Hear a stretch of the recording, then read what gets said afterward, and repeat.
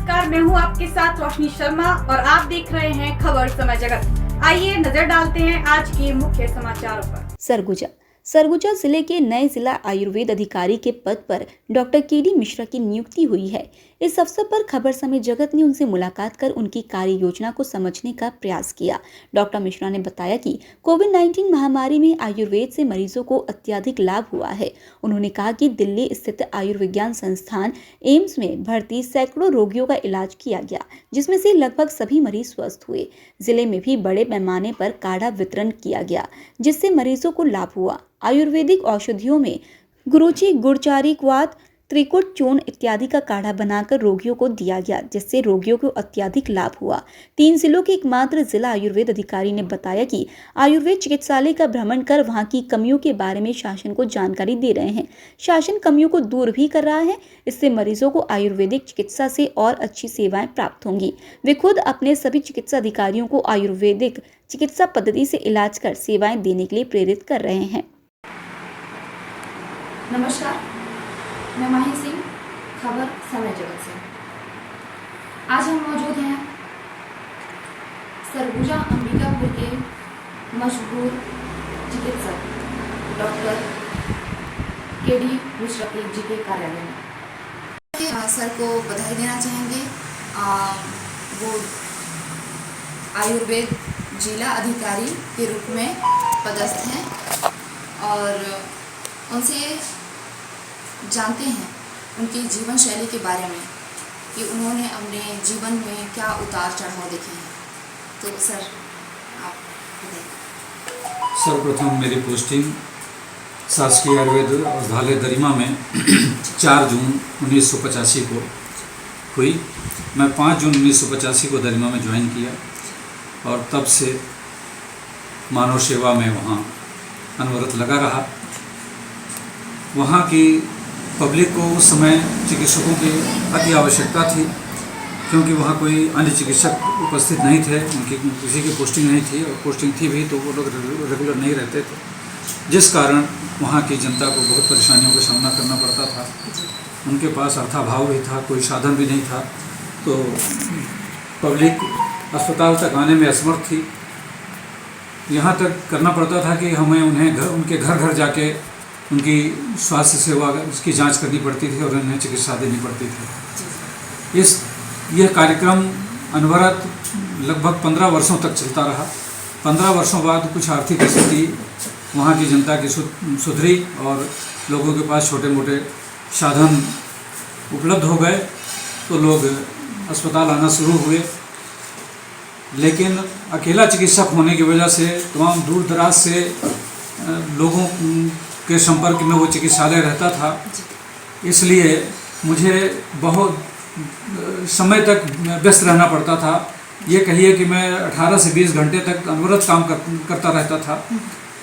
इस अनवरत काम करने में कई बार हमारी पारिवारिक झंझटें भी होती थी। हमारी मिसेज चिड़चिड़ा जाती थी। सुनैना मिश्रा नाम है मेरी मिसेज का। वो कई बार कहती थी कि रात दिन आप यही सेवा करते रहोगे, अपने लिए समय नहीं निकालते, आप रेस्ट नहीं करते हो, इस तरह तो आप खुद बीमार हो जाओगे। मैं उन्हें समझाता था कि नहीं, ये पब्लिक है जिनको तकलीफ़ है। मुझे चिकित्सक होने के नाते मेरा ये कर्तव्य बनता है कि मैं उनकी तकलीफ़ को दूर करूं, और इसलिए मैं अनवरत यह करता रहा। और 1 मई 2021 को मैं सीनियर चिकित्सक होने के नाते जिला आयुर्वेद अधिकारी के पद पर प्रभार ग्रहण किया, और तब से मैं यहीं हूँ। और अभी हाल में ही 21 फरवरी 2022 को मैं पूर्ण रूप से यहाँ प्रमोशन प्राप्त करने के बाद अभी पदस्थ हूँ इस कार्यालय में। सर आप हमको ये बताएंगे, जिला अधिकारी बनने के बाद आप आयुष के लिए और क्या करना चाहेंगे कि उसमें बदलाव है? क्योंकि हमारा यह ज़िला बहुत पिछड़ा हुआ है, लोगों में उतनी जागरूकता नहीं होने की वजह से आयुर्वेद चिकित्सा की तरफ लोगों का रुझान कम होता है। हालांकि शहरों में तो अब काफ़ी लोग आयुर्वेद चिकित्सा के प्रति आकर्षित हैं, और हमारी जो संस्थाएं हैं वहाँ काफ़ी संख्या में रोगी आते हैं, उन्हें हम लोग सुविधा भी प्रदान करते हैं।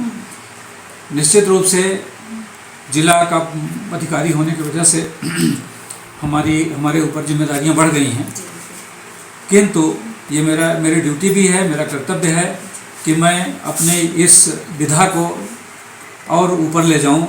उसके संबंध में मुझे जहां परेशानी का अनुभव होता है वो ये कि हमारे पास हैंड्स नहीं हैं। हमारे कई कंपाउंडर के पद रिक्त हैं, कई औषधालय सेवक के पद रिक्त हैं, जिससे हमारे चिकित्सकों को और हमें खुद भी काम करने में कठिनाइयों का सामना करना पड़ता है। इन अभावों के बावजूद भी हमारे चिकित्सक बराबर दूर दराज के क्षेत्रों में सेवाएं दे रहे हैं और मुझे भी इन लोगों को कन्विंस करने में कठिनाई आती है। वो निरंतर अपनी आवश्यकता को बताते रहते हैं। औषधियों की तो कोई कमी नहीं है, शासन की तरफ से औषधियाँ भरपूर सप्लाई हैं, किंतु स्टाफ कम होने की वजह से दिक्कतों का सामना करना पड़ता है। खबर समय जगत के माध्यम से प्रशासन से क्या अपील करना चाहेंगे?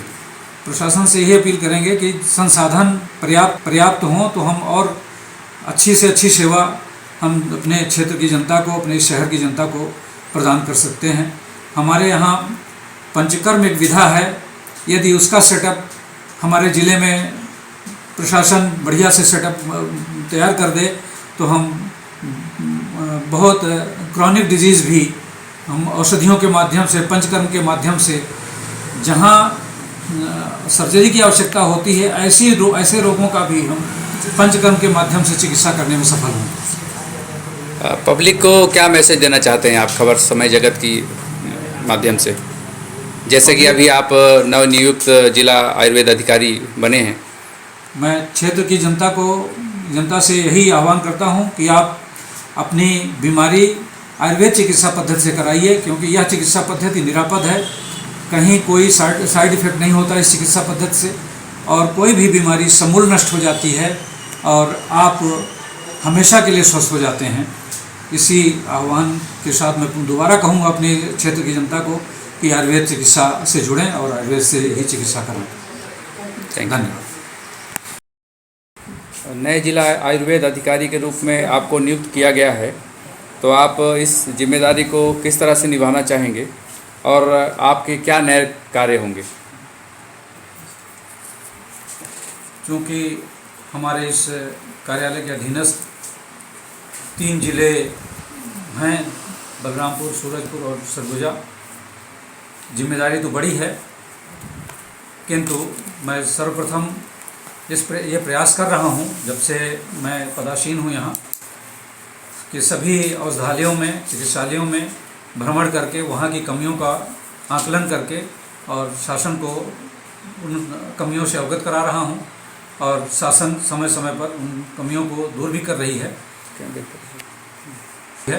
और मैं अपने चिकित्सकों को कार्य करने के लिए हमेशा प्रेरित करता रहता हूं कि आप हमेशा आयुर्वेद पद्धति से चिकित्सा करें और हमारे क्षेत्र की जनता को आयुर्वेद चिकित्सा पद्धति से अवगत कराएं और उन्हें अपनी तरफ आकर्षित करें। Thank you. अभी जैसा कि कोविड-19 से जो पैंडेमिक हुआ था उससे हमारा देश कोविड-19 बीमारी के लिए आयुर्वेद में क्या रोकथाम की जा सकती है? कोविड-19 बीमारी के लिए आयुर्वेद में अनेक दवाइयाँ उपलब्ध हैं जिनसे रोग प्रतिरोधक क्षमता बढ़ती है और वायरस पर भी काम करती हैं वो औषधियाँ।